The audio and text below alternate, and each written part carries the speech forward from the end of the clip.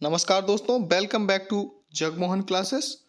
आशा करता हूँ आप सब अच्छे होंगे। UP triple SC PET exam इतिहास का ये दूसरा सेशन है, दूसरी वीडियो है। वैदिक संस्कृति जिसका टॉपिक है, इसमें हम पहले टॉप 25 प्रश्न और एक नोट्स प्रश्न की बात करेंगे। 25 प्रश्न जो बहुत ज़्यादा इंपॉर्टेंट हैं। 10 से 12 मिनट का ये वीडियो है। 100% वैदिक संस्कृति से एक प्रश्न मिलेगा और इन्हीं 25 प्रश्नों में से होगा। ये मैं बिल्कुल दावा कर रहा हूँ। 3-3 घंटे की वीडियो देखने से, बेवकूफ़ बनने से कोई फ़ायदा नहीं है। चलिए वीडियो को शुरू करते हैं बिना किसी देर किए हुए। अगर आप हमारे चैनल पर नए हैं तो चैनल को प्लीज़ सब्सक्राइब जरूर करें और वीडियो को लाइक करें और अपने दोस्तों में भी शेयर करें। देखिए, पहला प्रश्न है कि किस वेद में प्राचीन वैदिक युग की संस्कृति के बारे में सूचना दी गई है। तो देखिए, 4 वेद हैं, आपको पता होगा, ठीक है। 4 वेद हैं और 18 पुराण हैं। ये बात ध्यान रखिए। 4 वेद कौन कौन से हैं ये पहले मैं बता दे रहा हूँ। ऋग्वेद, यजुर्वेद, अथर्ववेद और सामवेद, ये 4 वेद हैं और कुल 18 पुराण हैं। ये बात ध्यान रखिए। अब आते हैं हम प्रश्न पर। प्रश्न है कि किस वेद में प्राचीन वैदिक युग की संस्कृति के बारे में बताया गया है या सूचना दी गई है। ऑप्शन है ऋग्वेद, यजुर्वेद, अथर्ववेद, सामवेद। आपको दिख रहा होगा ऑप्शन ए बिल्कुल सही है, ऋग्वेद, ठीक है। आर्यों के बारे में जो जानकारी दी गई है, प्राचीन वैदिक युग आर्यों से संबंधित है और आर्यों के बारे में जो जानकारी दी गई है वो ऋग्वेद में दी गई है। और ऐसा माना जाता है कि आर्य मध्य एशिया से भारत में आए और सबसे पहले पंजाब में बसे थे। ये बिल्कुल याद रखिए, मध्य एशिया से भारत में आए और सबसे पहले पंजाब में बसे। दूसरा प्रश्न देखिए, भारत के राज्य चिन्ह में प्रयुक्त होने वाला शब्द सत्यमेव जयते किस उपनिषद से लिया गया है। बहुत इंपॉर्टेंट क्वेश्चन है, यूपी पीसीएस में भी कई बार पूछा गया है। मुंडक उपनिषद, कठोपनिषद, ईश उपनिषद, बृहदारण्यक उपनिषद। इसका सही जवाब है मुंडक उपनिषद। ये प्रश्न आईएएस और पीसीएस में भी कई बार पूछा गया है।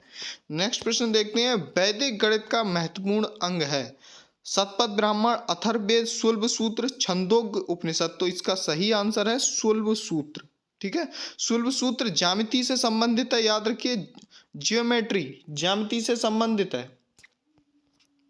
नेक्स्ट प्रश्न देखिए, ऋग्वैदिक आर्यों का मुख्य व्यवसाय क्या था। ठीक है, देखिए, जो आर्यों की संस्कृति है वो 2 काल में बटी हुई है, एक ऋग्वैदिक और एक उत्तर वैदिक काल। ध्यान रखिए, एक ऋग्वैदिक काल और दूसरा उत्तर वैदिक काल, ठीक है। तो हम यहाँ पर बात कर रहे हैं कि ऋग्वैदिक आर्यों का मुख्य व्यवसाय क्या था। कृषि, पशुपालन, शिक्षा और व्यवसाय। तो इसका जो सही आंसर है वो है पशुपालन। यहाँ पर एक बात मैं और बता दूं, जो हड़प्पा संस्कृति है उसका मुख्य व्यवसाय जो है व्यापार करना है, ठीक है, या व्यवसाय है। नेक्स्ट प्रश्न है, भारतीय संगीत का आदि ग्रंथ किसे कहा जाता है। संगीत की बात हो रही है, भारतीय संगीत का आदि ग्रंथ किसे कहा जाता है। ऋग्वेद, उपनिषद, यजुर्वेद, सामवेद। सही जवाब है सामवेद। नेक्स्ट प्रश्न देखिए, किस देवता के लिए ऋग्वेद में पुरंदर शब्द का प्रयोग हुआ है। कौन से वेद में। ऋग्वेद में पुरंदर शब्द का प्रयोग किया गया है, किस देवता के लिए। तो देखिए, आंसर सही है इंद्र के लिए। अग्नि, वरुण, सोम के लिए नहीं, बल्कि किसके लिए, इंद्र के लिए। नेक्स्ट प्रश्न देखिए, प्रश्न नंबर 7, अस्तो मां सदगमय कहाँ से लिया गया है। ये भाग बहुत इंपॉर्टेंट है। इसका सही आंसर है ऋग्वेद से लिया गया है, ठीक है। कहाँ से, ऋग्वेद से लिया गया है।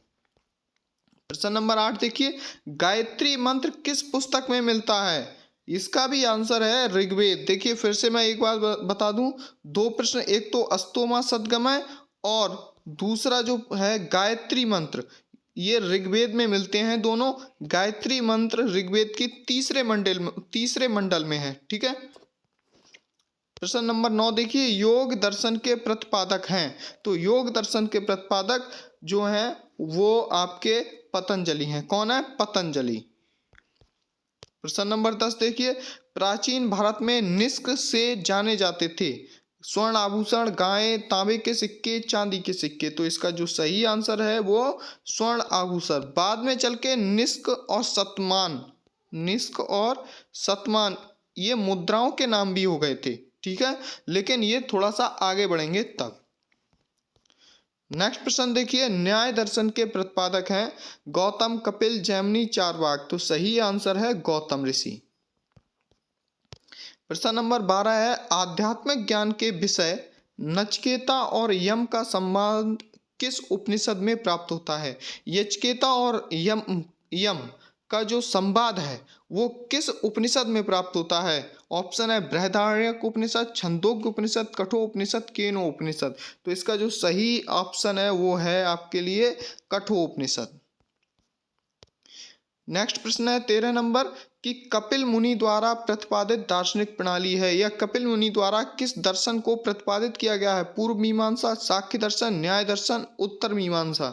तो इसका सही जवाब है सांख्य दर्शन, जो कि भारत का सबसे पुराना दर्शन माना जाता है। इसका प्रतिपादन कपिल मुनि द्वारा किया गया है। नेक्स्ट प्रश्न देखिए, यज्ञ संबंधी विधि विधानों, ये विधाओं नहीं है, विधानों का पता चलता है। यज्ञ संबंधी जो विधि विधान होते हैं उनका पता किस वेद से चलता है? ऋग्वेद, सामवेद, ब्राह्मण ग्रंथों या यजुर्वेद से? तो इसका सही आंसर है यजुर्वेद से। ठीक है, जो भी यज्ञ संबंधी विधि विधान होते हैं और कर्मकांड होते हैं यज्ञ संबंधी, उन सब का पता यजुर्वेद से चलता है। नेक्स्ट प्रश्न देखिए, निम्नलिखित में से वह दस्तकारी कौन सी है जो आर्यों द्वारा व्यवहार में नहीं लाई गई? वो कौन सी दस्तकारी है जिसका प्रयोग आर्यों द्वारा नहीं किया गया? मृदभांड या पॉटरी, मतलब होता है मिट्टी के बर्तन बनाना, आभूषण बनाना, बढ़ईगिरी आप जानते होंगे, काष्ठकारता, ये तीनों का प्रयोग जो है आर्यों द्वारा किया गया था। सिर्फ लोहार या लोहारगिरी का प्रयोग जो है आर्यों द्वारा नहीं किया गया। बहुत इंपॉर्टेंट प्रश्न है, याद कर लीजिए इसे। प्रश्न नंबर 16, किस वेद में जादुई माया और वशीकरण का वर्णन है? जादुई माया और जादू टोना जो भी होता है, वशीकरण, इन सब का वर्णन जो है अथर्ववेद में दिया हुआ है। और अथर्ववेद की जो रचना की गई थी वो अथर्वा ऋषि द्वारा की गई थी। कौन से ऋषि द्वारा? अथर्वा ऋषि। ध्यान रखिए, अथर्ववेद की रचना जो है अथर्ववेद की अथर्वा ऋषि द्वारा की गई थी। नेक्स्ट प्रश्न देखिए, प्रश्न नंबर 17, सभा और समित प्रजापति की 2 पुत्रियां थीं का उल्लेख किस वेद में मिलता है? बहुत बहुत ज्यादा इंपॉर्टेंट प्रश्न है ये। सभा और समित प्रजापति की किसकी 2 पुत्रियां थीं, या ये भी याद कर लीजिए, प्रजापति की 2 पुत्रियां थीं। इनका जो उल्लेख मिलता है वो किस में मिलता है? ऋग्वेद, यजुर्वेद, सामवेद या अथर्ववेद। तो सही आंसर है जो अथर्वा ऋषि द्वारा रचित अथर्ववेद है, उसमें सभा और समित नाम की 2 पुत्रियों का उल्लेख मिलता है। प्रश्न नंबर 18 देखिए, संस्कारों की कुल संख्या कितनी है? तो संस्कार कुल कितने होते हैं? 14, 15, 16, 18। तो 16 संस्कार होते हैं, याद रख लीजिए। कभी कभी संख्या में हम कंफ्यूज हो जाते हैं ऑप्शन देखकर। प्रश्न नंबर 19 देखिए, प्राचीनतम व्याकरण अष्टाध्यायी के रचनाकार हैं। तो सबसे प्राचीनतम व्याकरण है अष्टाध्यायी, इसके रचनाकार देखिए गौतम, कपिल, पतंजलि या पाणिनि। तो सही आंसर है पाणिनि। प्रश्न नंबर 20 देखिए, 3 ऋण में शामिल नहीं है। 3 ऋण में कौन सा शामिल नहीं है? देव ऋण, पितृ ऋण, ऋषि ऋण, मातृ ऋण। तो ये बहुत इंपॉर्टेंट है, ध्यान रखिए। सरल बहुत है लेकिन फिर भी कंफ्यूजन हो जाता है। तो सही आंसर है मातृ ऋण। मातृ ऋण 3 ऋण में शामिल नहीं है। नेक्स्ट देखिए, प्रश्न नंबर 21, गायत्री मंत्र की रचना किसने की थी? अभी मैंने बताया था गायत्री मंत्र ऋग्वेद के 3रे मंडल में है, लेकिन इसकी रचना किसने की थी? वशिष्ठ, विश्वामित्र, इंद्र, परीक्षित। सही आंसर आपको दिख रहा होगा स्क्रीन पर, विश्वामित्र ने। प्रश्न नंबर नेक्स्ट देखिए, आर्यों के आर्किटिक होम सिद्धांत का पक्ष किसने लिया? यह भी बहुत इंपॉर्टेंट प्रश्न है। पॉर्जिटर, एसीदास, बीजी तिलक, जैकोबी। आर्किटिक होम सिद्धांत का जो पक्ष लिया था वो बीजी तिलक ने, बाल गंगाधर तिलक।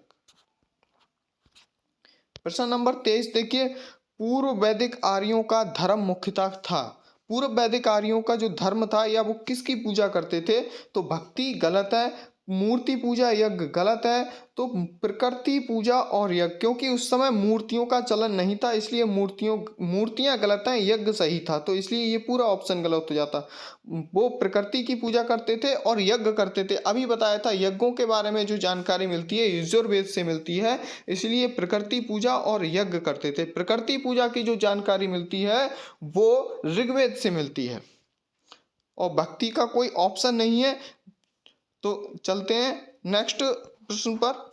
प्रश्न नंबर 24, प्रसिद्ध 10 राजाओं का युद्ध दशराज युद्ध किस नदी के तट पर लड़ा गया था? तो ध्यान रखिए, ये जो युद्ध था वो राजा सुदास था, राजा सुदास प्लस 10 अन्य राजाओं के मध्य लड़ा गया था। ठीक है, 10 अन्य राजाओं के मध्य लड़ा गया था, जिसमें सुदास विजयी हुआ था। और ये युद्ध परसणी, जिसका वर्तमान नाम रावी है, क्या नाम है वर्तमान नाम? रावी, इस नदी के किनारे लड़ा गया था।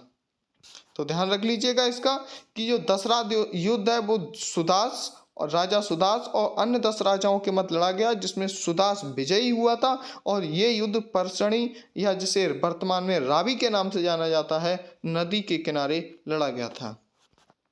प्रश्न नंबर 25 है, उत्तर वैदिक काल से संबंधित मृदभांड संस्कृति है। कौन सा उत्तर वैदिक काल? ध्यान रखिए, तो इसमें जो मृदभांड संस्कृति है वो है इसकी चित्रित धूसर मृदभांड संस्कृति PGW।